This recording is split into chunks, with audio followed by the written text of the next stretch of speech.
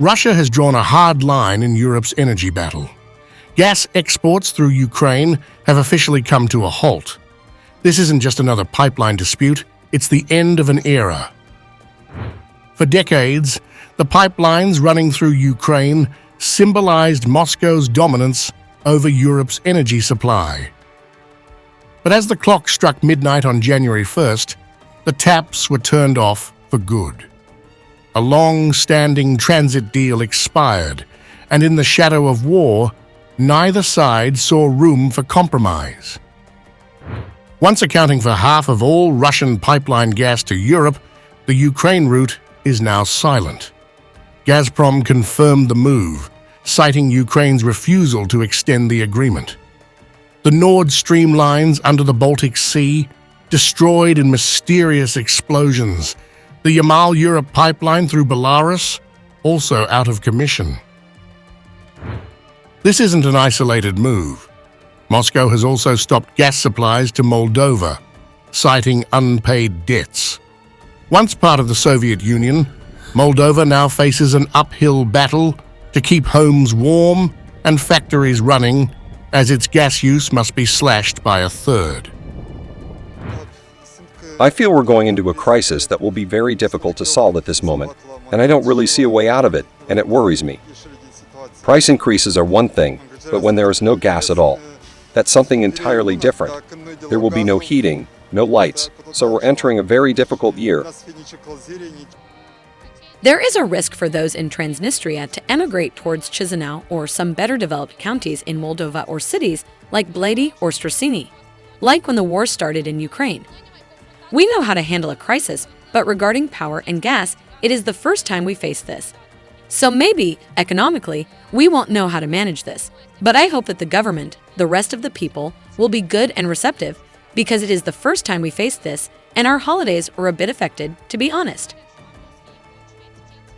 For Moldova, the cost of non-payment is steep. Already burdened by rising energy prices, the cut leaves the small nation scrambling for alternatives. The timing, midwinter, isn't just inconvenient, it's strategic. While Ukraine and Moldova grapple with the fallout, Russia has shifted its focus. Gas still flows through TurkStream, a pipeline under the Black Sea. Running under the Black Sea, it delivers gas to Turkey and onto Central Europe, keeping Russia's diminished energy ambitions afloat. Hungary and Serbia, key customers, remain reliant on this lifeline. We will not continue the transit of Russian gas. We will not give them the opportunity to earn additional billions on our blood. Any country in the world that could receive something cheap from Russia, in the end, tomorrow, in a month, in a year, will become dependent on the Russian Federation. This is their policy. That's why we won't transit Russian gas anymore. For Ukraine, this decision comes at a cost. The nation faces an $800 million annual loss in transit fees, a heavy blow in the middle of a war. Moldova, too, is feeling the squeeze. The tiny nation now scrambles to cut its gas use by a third to cope with the supply crunch. As Europe braces for a brutal winter, temperatures are set to plunge well below freezing in cities like London, Paris, and Berlin, further straining the continent's gas supply. With gas reserves already running low, the cold snap will increase demand for heating, forcing Europe to burn through its backup supplies. Meanwhile, Slovakia's Prime Minister Robert Fico has made it clear that he sees the gas cutoff as a significant economic threat to Europe's energy stability. Fico criticized Ukraine for letting the deal with Russia expire, calling it an absurd decision and warning of severe consequences for Slovakia's economy. He even suggested that Slovakia might cut its backup electricity supplies to Ukraine in response.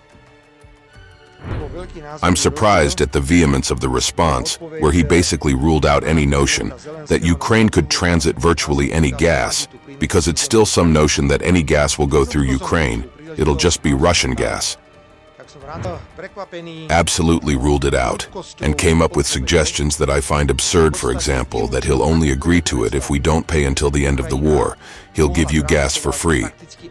As the energy battle intensifies, Russian President Vladimir Putin has hinted at a potential alternative route for gas to Europe through Poland. Putin stated that Russia's gas supply to Europe could continue via the Poland route should the conditions align, implying that Europe still has access to Russian gas through other pipelines if negotiations shift.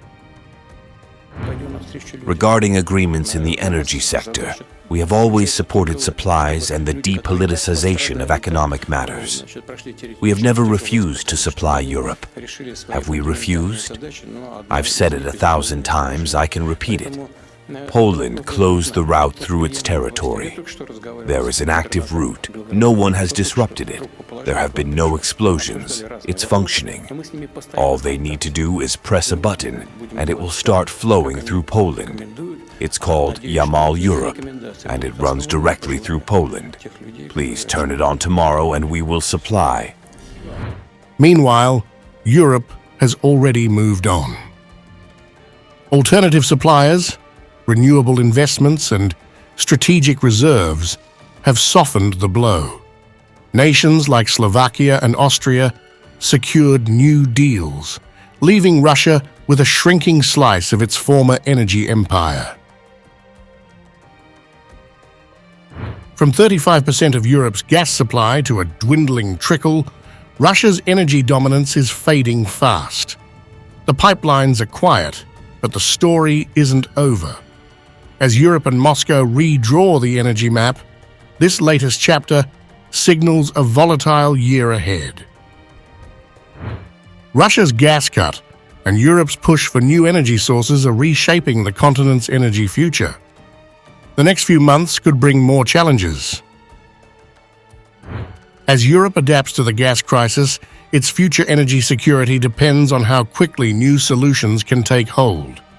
The impact of Russia's moves will continue to be felt.